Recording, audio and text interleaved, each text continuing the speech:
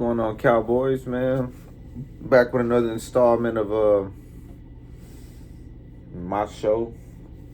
Um, let's talk about. Let's pick up where we're at with the Giants. Let's talk about the wide receivers, the passing game, the quarterback. We'll try to see if we can find anything about just how they feel about pass protection and yeah, this is just kind of do a little bit more studying on these Giants. Appreciate just any support I can get right now up and as we try to make this thing kind of grow and shake. Whatever it is you got to do, like, share, whatever they, yeah, take care of me, man. But let's look at, like, the Giants. Like I said, I'm trying to find something on their wide receivers, what they feel like. Well, Law Nation, he had a show with Mad Dog, but it's Bad Dog. But looking at the Giants depth chart, like I said, I looked at this depth chart. It's I can try to update it here, but like I said, it was updated the 6th, which was, I guess, yesterday. Yeah, yesterday.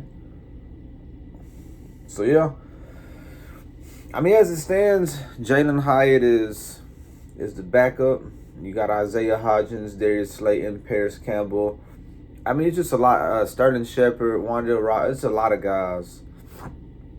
It's a lot of guys on that in that Giants wide receiving core. I think the biggest thing Bad Dog, I guess, was betting on is Jalen Hyatt's going to do. He's going to do a double move and then just get past Trey, and Trey's going to bite, and he's going to score touchdowns. That's their ultimate game plan. That's the big game plan.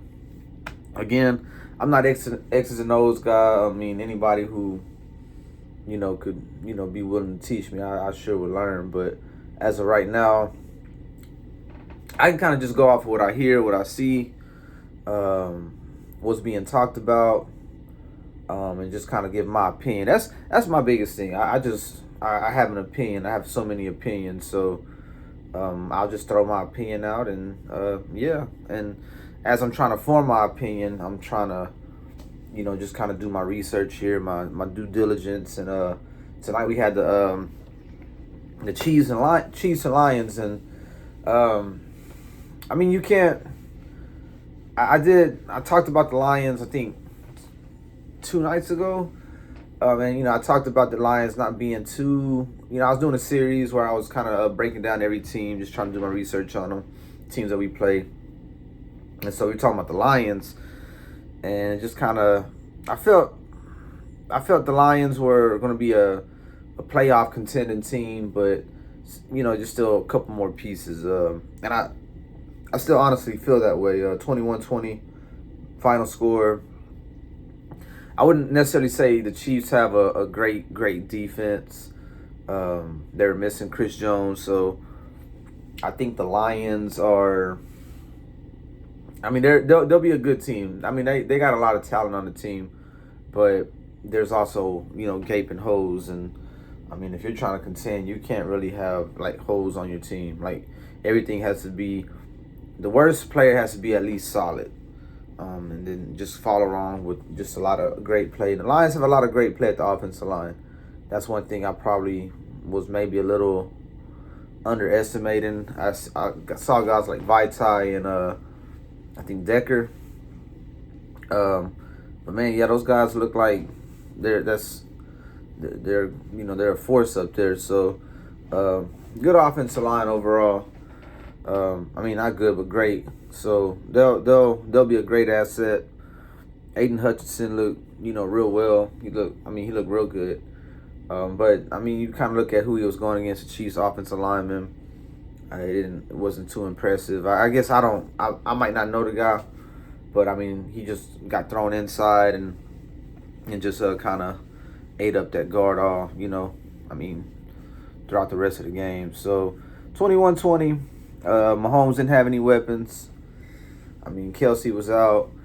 And then the weapons that he did have, they're just dropping the ball. I mean, those guys are always making a point. You know, a lot of those guys were drafted high. Like you got Scott Moore, Tony, you know, first and second round picks. So I think, I mean, he was missing Kelsey. You're missing a guy like Jones. I think just those two players alone would have made a tremendous impact on you. Talking about a 1-point game. Well, no, I mean, I guess you know enough about the Chiefs and Lions, but I don't know, man. The Giants. I mean, and that's kind of thing, right? You kind of come in expecting one thing, but another thing kind of pans out. So I don't want to overlook this Giants team, I guess, and I can just kind of go off the feeling of you know just see what their fan base feels about things and just certain interviews, and it's not necessarily going to be a fact, but it can kind of point you into a certain direction. So if you talk about the Cowboys, what's that? Their depth chart.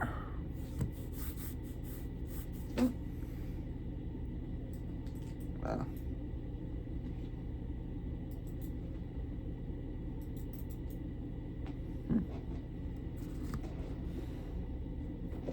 Just gonna pull up.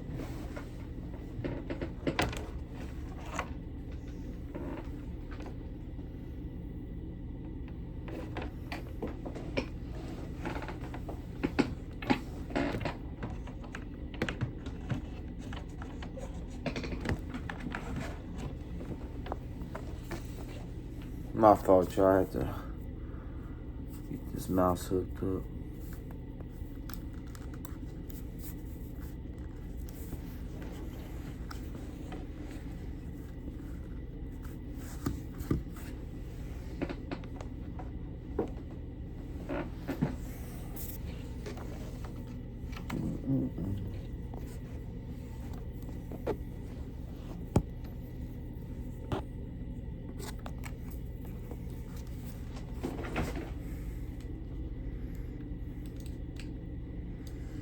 Alright. Here we go. Cowboys depth chart.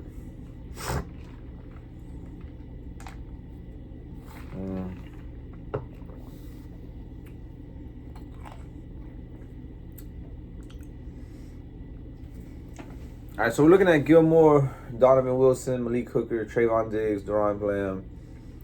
Kurtz will come in. Just kind of interchangeable, all the safeties. I think again, just me not being a tape guy. I don't, you know, like pound a lot of tape, watch the tape. But you talking about Van Der Esch, you talk about Damone Clark. We would hope they're going to be an asset. We're going to hope that they're not going to be too much of a liability at just pass coverage, whatever assignment they may have. But I mean, Gilmore, Diggs, Bland. I mean, I don't. Again, let's see.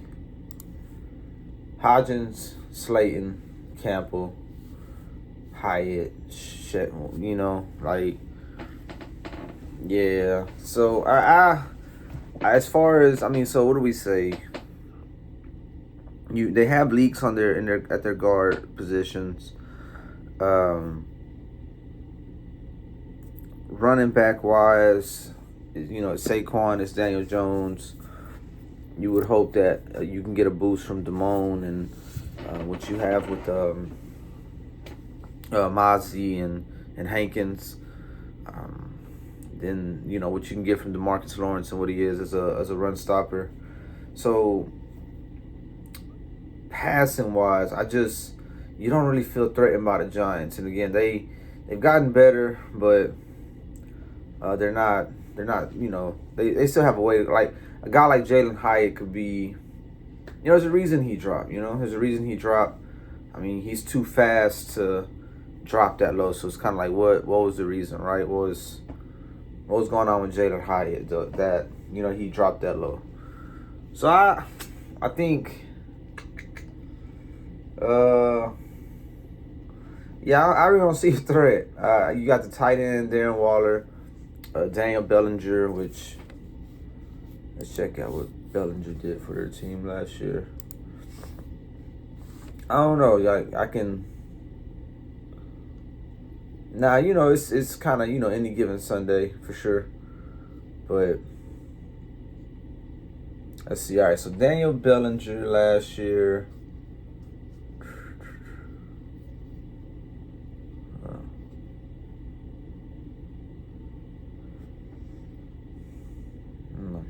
Okay. 12 games, 11 started, 268 yards, 2 touchdowns. So not a lot of production, but numbers can kind of be deceiving. From what I'll say, he seemed like a pretty sturdy type of dude. But then again, Darren Waller, who's not really produced something in 2 years, who's kind of just going off namesake right now, he just kind of instantly comes in and takes the starting role. So you take that for what it is. Darren Waller's going to have to kind of return back to that Pro Bowl level to like really be kind of an effective boost. If not, it's kind of a lateral move from what you had last year. But wide receiver wise, I think it's still a lateral move. I mean, if Jalen Hyatt can be that guy who fell to the second, third round and just comes out and becomes a number one receiver, and you see those traits immediately. Not saying that he will be a number one receiver on top, but you can start seeing those traits, or maybe he could be. But that's what it's going to take, because Daniel Jones has shown nothing. 3,200 yards, 15 touchdowns, 5 interceptions. Completion rating was cool, but Daniel Jones hasn't really shown anything. You can say what you want about how they relied on the running game, and the team went 9-7, 9-7-1. So you take that for what it's worth. I just didn't see any major improvements. They've improved, but you gotta. It takes I don't know. It takes a little bit more, and maybe that's just me being too confident as a Cowboy fan. But I mean, I just don't feel threatened by their pass games and the components and the pieces that you have. You talk about the wide receivers, the tight ends, Daniel Jones, Saquon, and Eric Gray. Well, they'll be. Let's see. What your running backs did last year? Let's see. Receiving wise, your running backs got you 338 yards, 39 yards, 118 yards. So Matt Breed is going to get a couple yards. Eric Gray is going to. So not bad production. Probably get about another 500 yards from your running backs, but they're going to need every bit of it, because wide receivers are, wow, I guess, Giants fans really feel they've improved just with a third round pick and Darren Waller. I mean, Evan Neal could take a step up in pass blocking. I mean, then that's also going to be a case. Breederson, Glowinski, I think those guys were, better run blockers than pass blocking. So John Michael Smith is still a rookie. So, I mean, Evan Neal has to prove that he can be average. So you're in trouble with your pass blocking. Your quarterback's not the greatest thrower of the football. Your wide receivers aren't. I mean, that's not really a wide receiving core. Like, you're trying to hold on to certain traits, but I mean, to be an effective offense, I feel like guys got to have like just more than one trait, or just be more than solid. You got just a lot of solid wide receivers. Like, these guys are in nobody's top 10, nobody's top 20.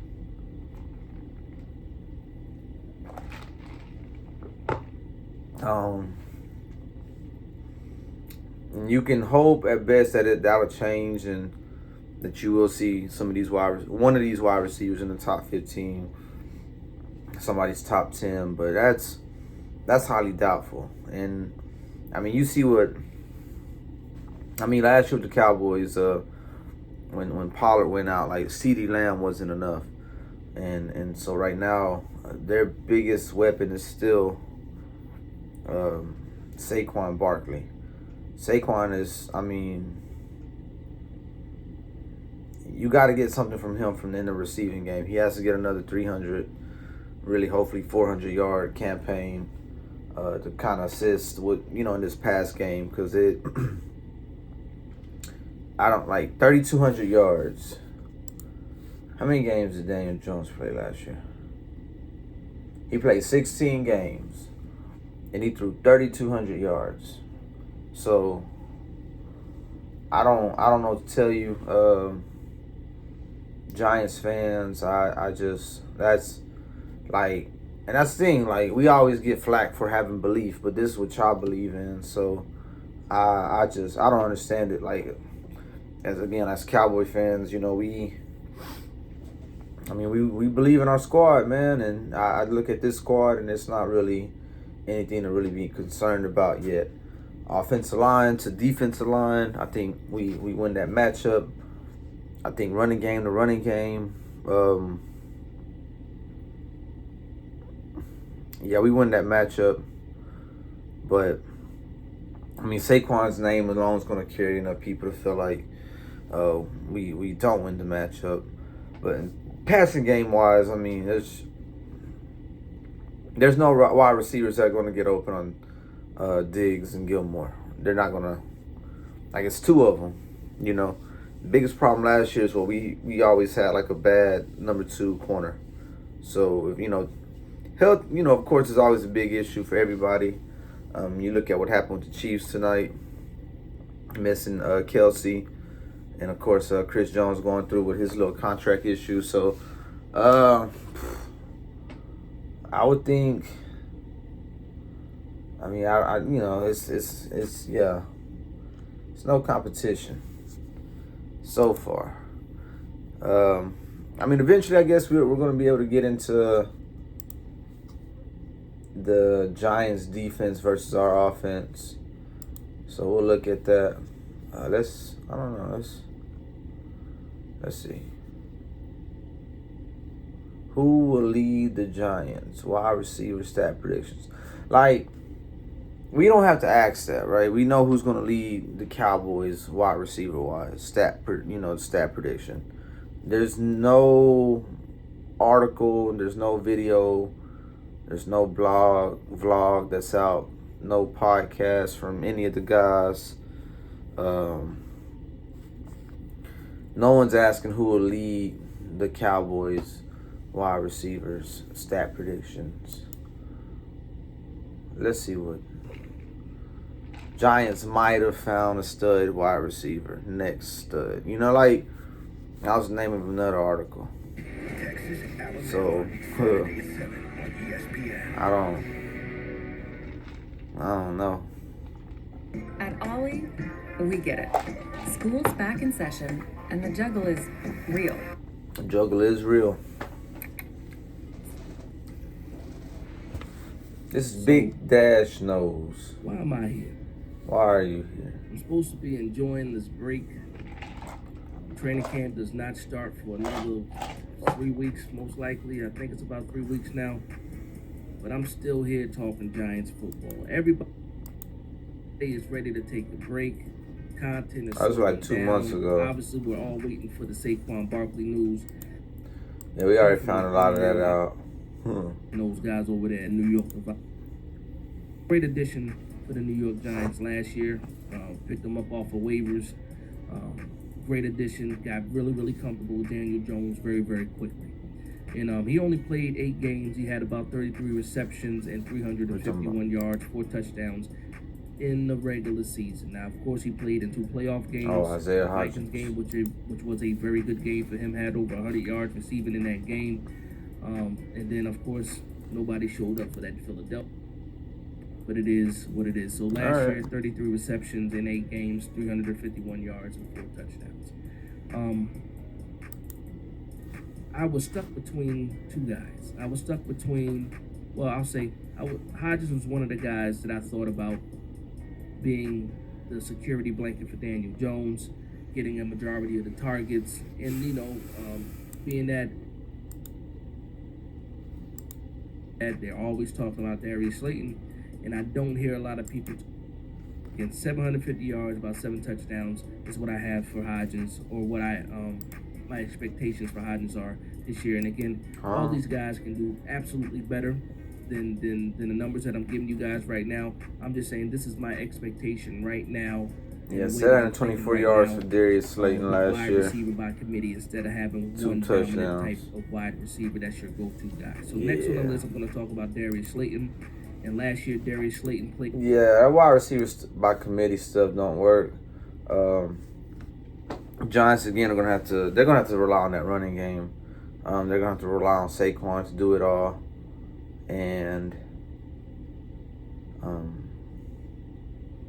I was a 9-7 team that doesn't realize how easy the schedule was. I mean, as a Cowboy fan, to some extent, I can credit 12-5 to kind of having an easy schedule. I mean, we were a lot better than 9-7 though, considering that you had games that you lost that you should have won, as far as like the overtime. And maybe the Giants had games like that. I don't know, but I don't. Head to head, we handled our business against the Giants last year. That Thanksgiving game, we were more or less shooting ourselves in the foot. So, it is what it is. But I guess I'm not gonna beat the horse too much. I'm not gonna beat the horse too much. But offensive line wise, man, I guess pass blocking, run blocking, they're gonna have their hands full with the Cowboys defense. Wide receiver wise, you don't really have any matchups there. The quarterback, he is who he is. There's a lot of crazy takes going on how Daniel Jones is better than Dak. But such is being a Cowboys fan, all right? So, as we move on, we'll get into the Cowboys offense versus the Giants defense. I think the defense actually it'll help improve the team. And again, that'll be injuries as well. But I think the defense is they've added some pieces there. So we'll talk about them, and there's some guys that are healthy. So there's some pieces, but like the offense, there's still some holes that they gotta fill. So we'll get into that as we move forward. But man, appreciate y'all if y'all rocking with me. If y'all can get out, the rest of the crowd community, and maybe y'all can just come in and teach me something. I'm just trying to build a little bit of a following as we move forward. We'll do some of those lives, and as I get a little better set up and start taking this a little more serious. But we got to start somewhere, right? So we'll just start. Consistency is the key, and so let's see if we can be consistent.